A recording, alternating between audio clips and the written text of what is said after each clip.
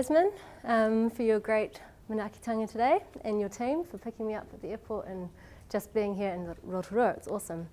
Thank you, Jade, for that inspirational story. I knew little pieces of it, and it's a real honour to have been to your garden and seen that hard mahi in practice. Can you hear me down the back?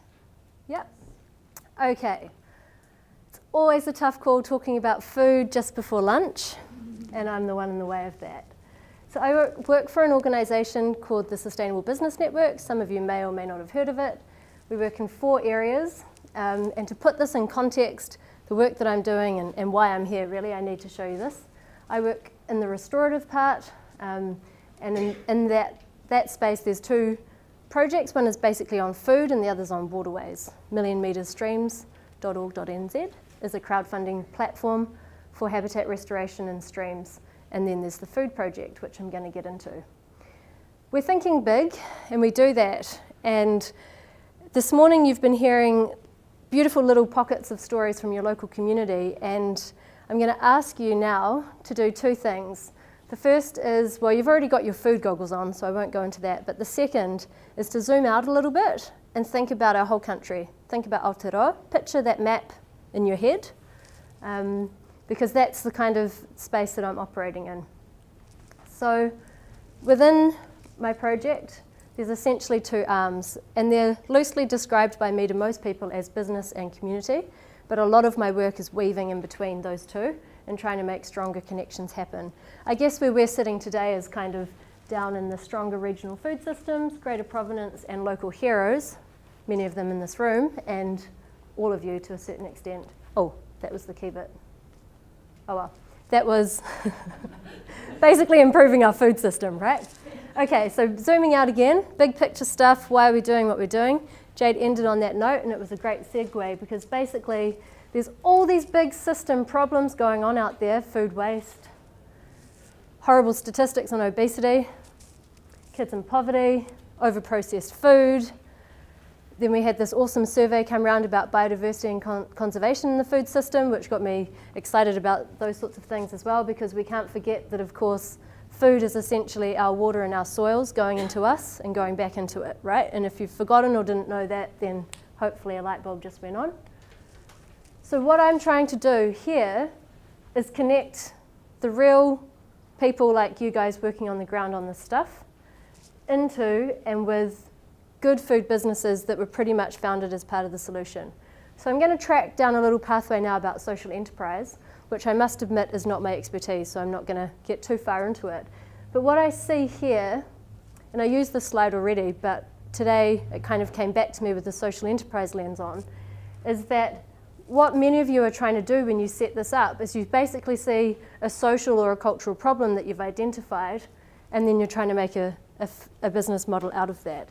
And it can be a really useful tool, if you do it effectively, to become a part of the solution, right, through what you're trying to set up. And hats off to you that do it, because you end up with all the problems of a not-for-profit and all the problems of a business, but hopefully a much better solution, right? And it's not easy. So if anyone has got the illusion this morning that that's easy, it's not. And those who have just spoken before me, you know, there's thousands of hours of work that they haven't got paid for to do what they do. You know, it's a hard road. So let's not be too cheesy about this. Sorry, that was a bit harsh. But, oh, no. So zooming back out, the big picture. If we really want to make changes to this food system, we have a whole lot of work to do, and we really need to crack on with it now, right? We need to, and we are, working towards enabling this tipping and sustaining the transition. Oh, that jumped. Right, so that's the curve that I'm working towards, and that sits in a sort of theoretical framework in the background of what I'm trying to do. And again, that's not easy, okay, at all. But taking a leaf out of Jade's garden, who am I and what am I doing standing here? Well, I grew up on a farm in Taranaki, born of immigrant parents from England who moved here in the dairy farming boom in the 70s, good on them, right under the maunga of Taranaki, which was a great place for me to be born and grow up running around on the farm, in the rivers, in the forest, and having this dual love for our natural environment, but also a really, really thorough understanding of the industrial agricultural system. This is where I spend most of my time, trying to nut out our food system and trying to work out solutions. I'm not going to dwell on that for too long because that's my IP. But the great thing out there is a lot of these things are starting to happen. So we're starting to see some big trends and waves that are coming, and they're coming at you if you're ready to see it and you're ready to catch it. So we've got our generation that's basically asking for changes in this system. We've got young people that want healthier food options. We know this, but when you ask them, where do you get your food, or who is your most preferred sustainable business, they don't actually know, right? And that's a really fascinating thing for me because we obviously have a demand, but we haven't necessarily met that with a supply. If you haven't checked out either of these publications and you're interested in either organic food or trends on consumer behaviour, or perhaps both, I suggest you refer later to them.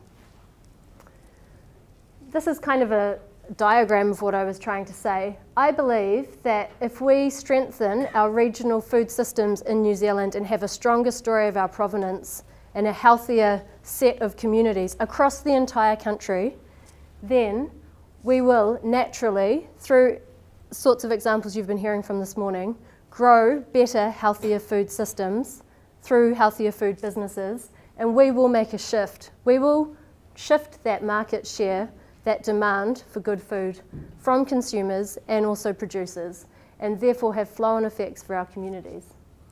That is my vision, and that's why I do this work. So, this bit gets a bit tricky. So the full food system is production, manufacturing, distribution, the eating part, the waste part, right? Or more or less parts of that. Many of you operate, well, I know you all operate at least one of that because you probably have morning tea, so that's the eating part. But many of you operate across multiple aspects of that. Okay, so the kind of work that I do is slightly different from, I guess, a normal approach to these sorts of problems, is it's looking at that full system.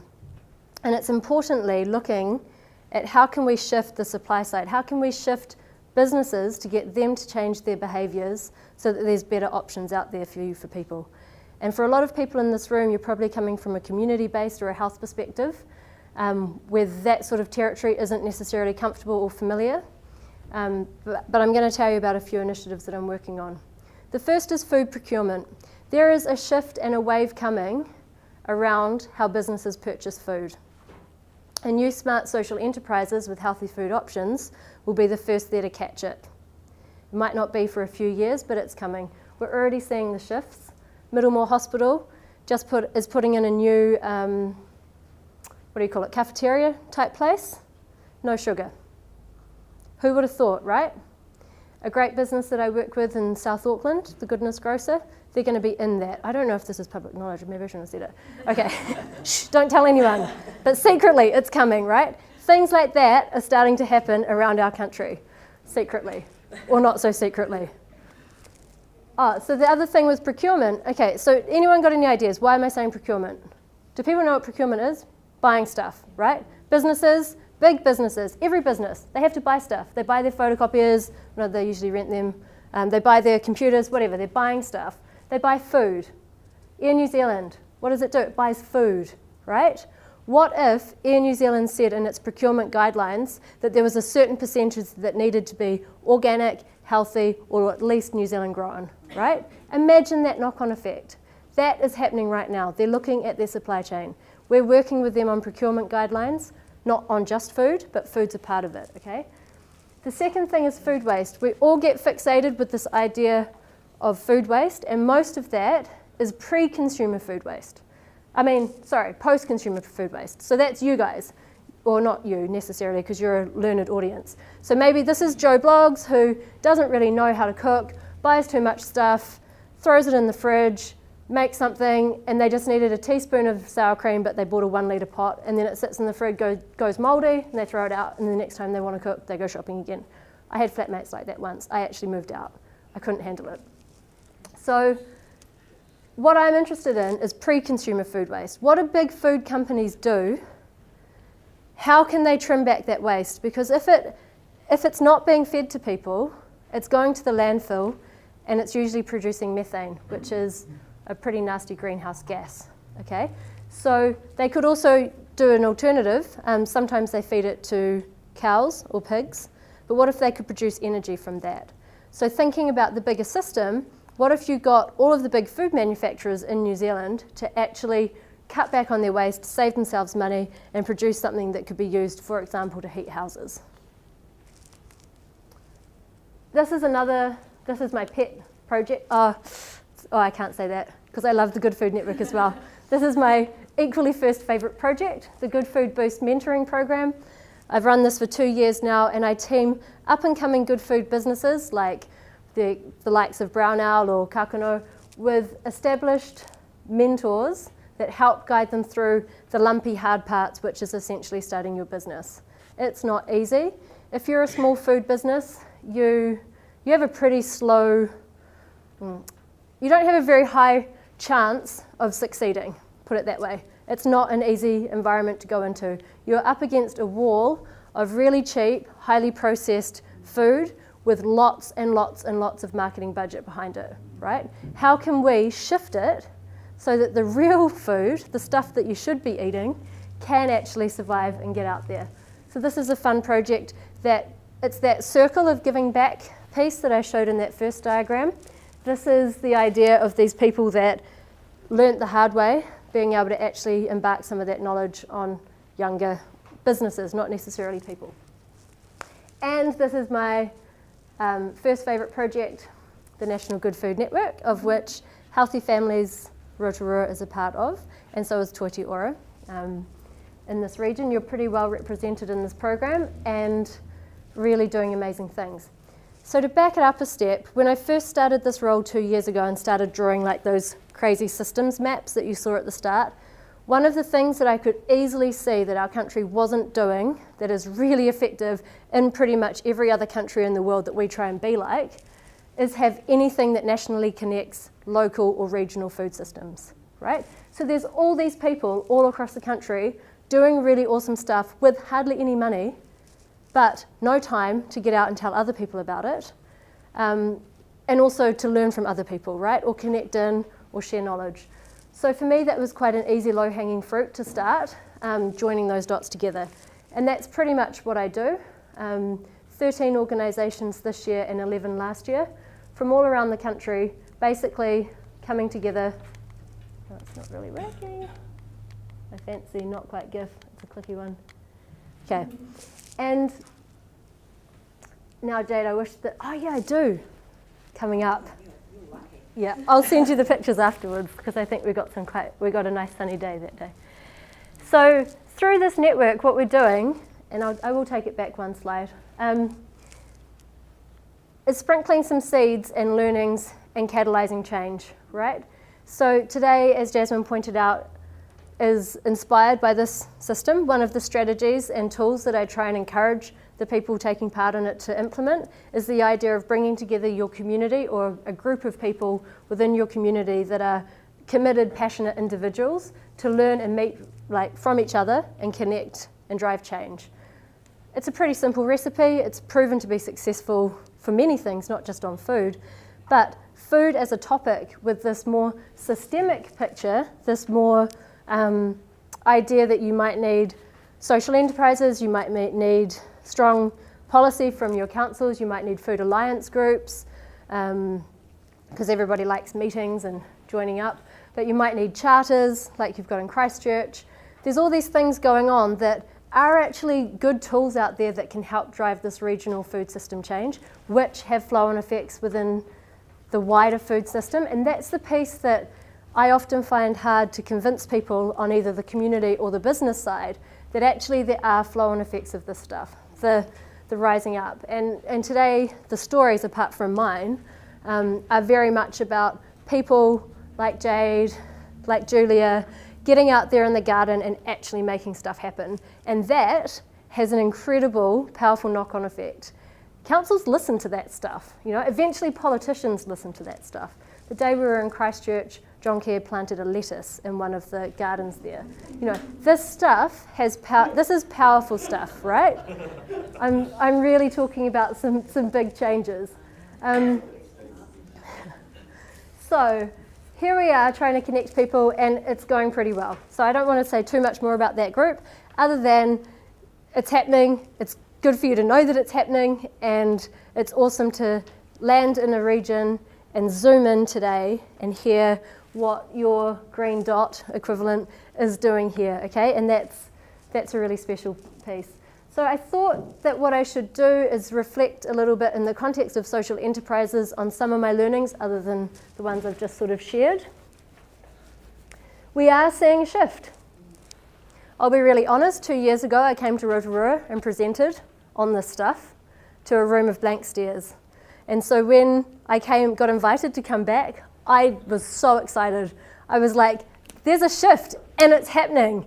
There's going to be a hui in Rotorua. And this was like, 2 years ago, I was like, oh, I don't think these people are buying this. I don't think it's going to happen. But they are. And you are. It's awesome, really. And well done. I know that many of you here have been working hard on this. That's a big shift. So food rescue, big thing right now. You know that. Social enterprise, that's you guys. Council and policy, that's starting to shift. It's happening here. You guys are adopting policies. Good food businesses are growing. You're in the room today, but there's a whole lot. Every year we run that mentoring program. There's more and more applications. We start to see a change there. There's a growing understanding of the connection between wellness and health and the impact on the environment and on our people. And that sounds to you guys who work in this space like, of course, but actually there's a mainstream awareness of this. Everyday people that just ate McDonald's for ages and didn't even think about it are now starting to actually get that connection going. And I see that in my own field. Sometimes I have a hard time explaining to people why I work on food when I'm an environmental scientist, sustainability professional. But if you've got a holistic sense of and a deeper understanding of what sustainability means, including people and health and wellness, like many of you will, then of course that's not too hard to work out. But for some people, it's sort of like, well, where does that come in, right? But we're seeing a shift, and I mentioned procurement earlier. This is in the garden. There are little growing seeds at that point, right? So I thought I'd share some ideas here. And there's kind of 4 that I want you to think about. I want you to inform yourself. Days like this are really important. You've all got a whole lot of other stuff you could be doing. Everybody's busy. You don't even need to say it when you meet someone these days. We all know you are. We all are. But it's important to inform yourself, right? It's also important to adapt. What if what you thought you were doing wasn't quite the right thing and you need to pivot, as we said before? What about the changing circumstances? What are the things that are happening around you that you might actually have to change the way you think about? What if this wave of changes catches up on you too quickly? And then how do you apply that? How do you actually take all these things you're thinking about and apply it? The application part, I think, is really difficult, but it's the most important bit, right? Connection. Connect with your community, and then, like I've been trying to do with the National Goood Food Network, connect with other communities. Look at today, you're getting inspired from Christchurch, from Wellington, from all over our country. Like, how cool is that, Connect in New Zealand, small, 3 degrees, you probably know someone who knows that person who knows that person. This is with Jade and Julia in mind, the sorts of amazing wahine that do just get out there and dig gardens without really asking for permission. Most of the gardens that exist and are successful in the community sphere have actually started like that. And I don't just mean community gardens. Community gardens are good, they grow community. They don't really grow much food, but they have their place. I mean, whatever it is, whatever your mahi is, just get out there and get on with it. Because we need this stuff to start happening now. We need some action. And if you've got time when you're doing all of that, try and remember the bigger system. Try and remember that you're part of something a lot bigger here. A much, much bigger system that is scary and complicated and has some dark spots on it. But generally, it's our food system. It's our country. It's our land. It's our soil. It's our oceans. It's our waterways. This is what you're actually a part of. that wider system, right? So don't forget it. And that's me. And we have a question thing, so, oh yeah, this is my John Travolta in a supermarket gif. This is what I usually play when I say any questions. But we're going to have a little session, I think, now, right? We can have that on while we have questions. Awesome. And that's my email address if you want to contact me. Always free to answer your emails and questions. And I like this idea of feeding forward. We should all be giving back and feeding forward, right? Because we want to close those gaps in this broken system. Thank you.